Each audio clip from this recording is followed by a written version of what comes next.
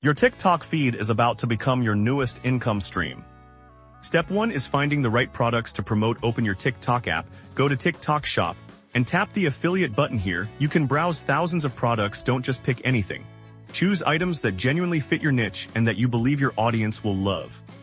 Always check the commission structure before you apply. Some products offer a flat rate, while others give a percentage of the sale. Focus on products with competitive rates to maximize your potential earnings.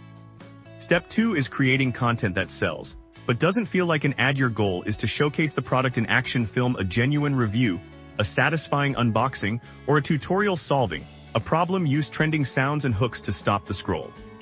Most importantly, include a clear call to action. Tell viewers to tap the link in your bio or the product link on your video to shop. Then, pin that comment to make it super easy for them. Step 3 is understanding how you get paid. You earn a commission only when a sale is made through your unique affiliate link. Track your performance in the affiliate center to see what's working, and consistently post to build a steady stream of income. Start by promoting one product you're excited about today, and unlock the earning potential already sitting inside your phone.